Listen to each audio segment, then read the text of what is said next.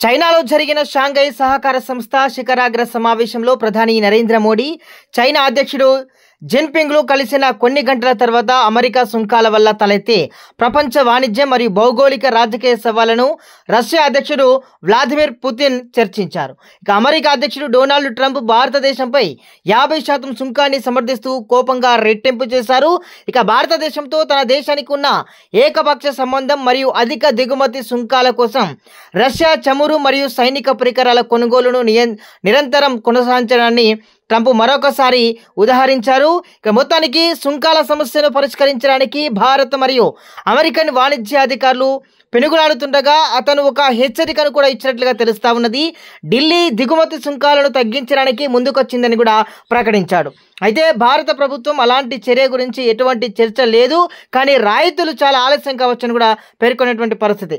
ఇక ట్రూత్ సోషల్పై ఒక పోస్టులో ట్రంప్ భారతదేశం అమెరికా వాణిజ్యాన్ని కూడా తాను అర్థం చేసుకున్నట్లుగా కొంతమంది మాత్రమే అర్థం చేసుకుంటున్నారని కూడా ఫిర్యాదు చేస్తూ, వారు మాతో అపారమైన వ్యాపారం చేస్తారు, వారు మాకు భారీ మొత్తంలో వస్తువులను అమ్ముతారు, కానీ మేము వాటిని చాలా తక్కువ అమ్ముతాము, ఇప్పటి వరకు పూర్తిగా ఏకపక్ష సంబంధం అని కూడా పేర్కొన్నటువంటి పరిస్థితి. అయితే భారతదేశం సుంకాల దుర్వినియోగదారు అని విమర్శించడానికి కూడా ఆయన రెట్టింపు చేసినట్లుగా మనకు అర్థమవుతుంది.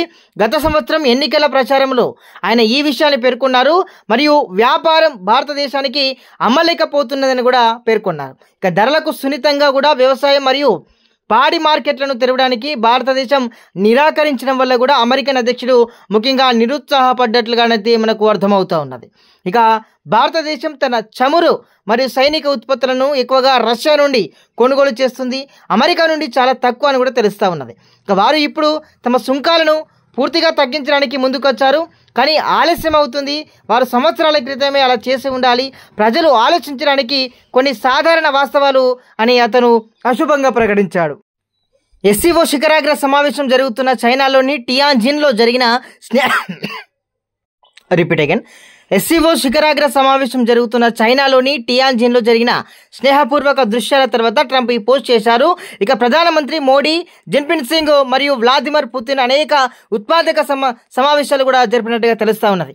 విశాలమైన చిరునవ్వులు మరియు కరచాలనాల చిత్రాలు అమెరికాకు బలమైన సందేశంగా పరిగణించబడుతున్నాయి. ఇక ఎస్సీఓ సుంకాలకు వ్యతిరేకం కలిసి నిలబడుతుందని కూడా ముఖ్యంగా భారతదేశం మరియు చైనా సంబంధాలు ట్రంప్ పన్నుల మాంద్యం తర్వాత గణనీయంగా క్షీణించాయి. బీజింగ్ విదేశాంగ మంత్రి వాంగిని గత నెలలో 3 సంవత్సరాల్లో మొదటిసారి ఢిల్లీకి పంపింది. మరింత ముఖ్యంగా మోడీ చైనా పర్యటన కూడా 7 సంవత్సరాల్లో కూడా ఆయన ఇదే మొదటిసారి అని కూడా మనకైతే అర్థమవుతున్నది. ట్రంప్ సుంకాల ప్రభావాన్ని కూడా భర్తీ చేయడానికి పరస్పరం ప్రయోజకరమైన వాణిజ్య ఏర్పాట్ల గురించి చర్చ కూడా మెరుగుపడినటువంటి భారతదేశం చైనా సంబంధాలు ఉంది.